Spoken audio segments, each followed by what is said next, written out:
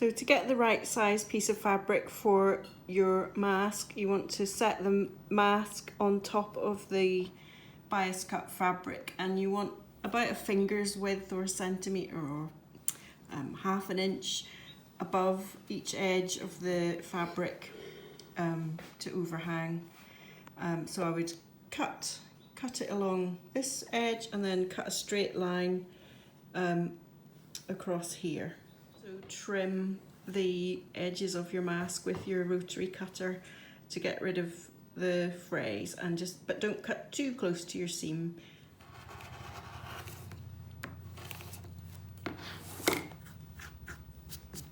And that just gives you a nice neat edge to work with.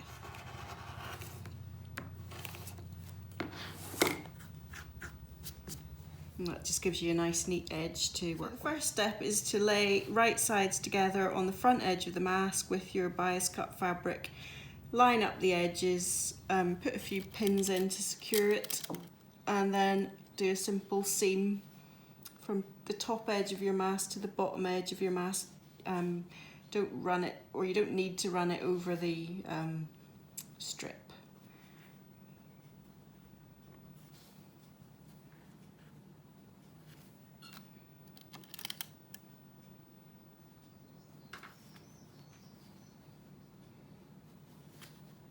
Just enough to secure it and take it to your machine. So I've dropped my foot in just a little bit away from the edge. Going to do a back stitch, a couple of stitches. I've still got the setting on the long stitch setting, because you're going through quite a few layers of fabric here, and just stitch away until you come to the bottom of the mask layer, and maybe a couple of back stitches, and that's it. Okay, so I have my attached edge strip onto the mask. Fold it over to the side and then turn it upside down. And then what you want to do is tuck these ends over, top and bottom. Use your iron to press that up. Careful not to burn your fingers. Give it a little scoosh, steam, the same at the top.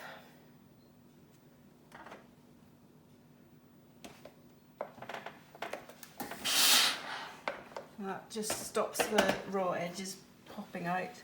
And then you want to fold the edge of the strip about 1/4 of an inch again and press. Whoops.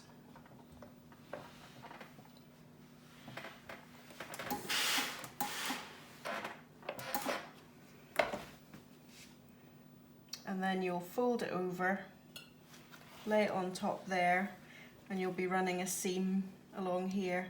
Before you do that, you could insert your tie material if you like, but it may be safer just to thread that in later, so we'll do it that way.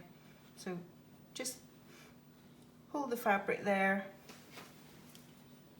we put a couple of pins in.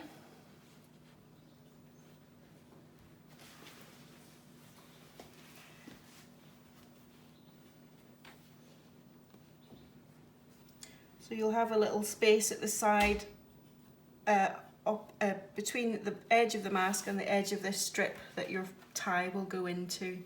So at that point I'm just going to take it to the machine, but as you can possibly see, I've folded this bit over a little further than the edge of that, so I'm going to take that out and make that line up so that when you do a seam, the stitches will run through both edges.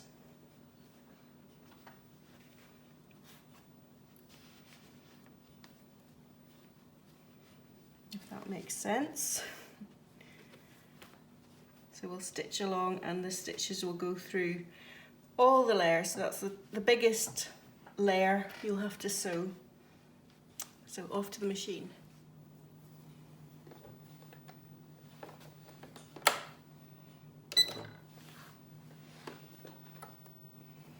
So I've started about 1/4 of an inch in from the top edge, and I'm going to back stitch to start.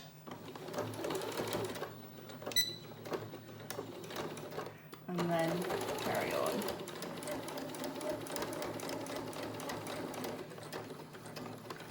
And I'm going to do another bit of back stitching. And because this is quite a crucial layer, I've just done it without explaining, but I'm just reversing it.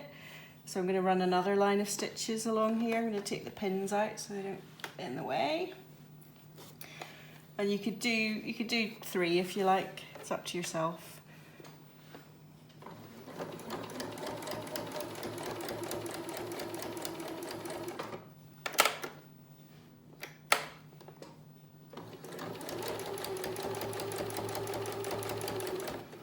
And finish with a locking stitch.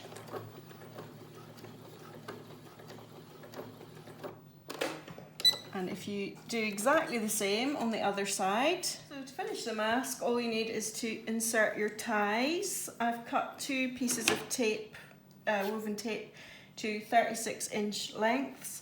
I have a wooden skewer here to help me. I'm using the blunt end, not the pointy end. So just run that into your channel at the side, and then, well, you don't have to do that, but I'm just demonstrating. If you catch, maybe fold over your tape, and then just catch the end with it and just run it in to your channel, and hopefully it'll come out the other side. It may get caught in the folded over bit, which this just has, but just keep persevering. Or you could take your skewer out and try to extricate it that way. I'm sure you'll work it out.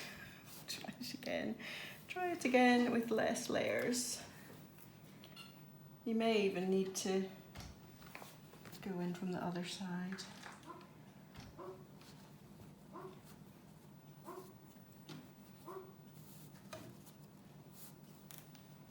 Try and hold the end open. There we are, we're through. So then just remove your skewer and stretch out your tapes. Repeat for the other side. One thing that's coming back from people that have made them is that it is probably quite a good idea to just put a little stitch at one side of the tape, either the top or the bottom, to stop it constantly sliding through the channel as you're trying to put it on. So I think the suggested lengths for the tapes is to have the top layer, this is the top side, have the top ties slightly longer because they're going the full way round your head, whereas the others are going round your lower neck, which is a shorter distance. So if you are going to secure it with a stitch, follow the lengths suggested in the first method for how much tape extends to the top and how much goes to the bottom. I can't remember what those measurements are, but I will look them up. I've completed the mask, inserted the tapes, and as you can see, I have stitched the top edge of the mask over the tape so that the tape cannot slide through the channel on both sides. It was 18 inches approximately of tape to the top of the mask and 14 inches below. Those were the measurements of the tape. So the total length of tape is 36 inches, and that's what you put in.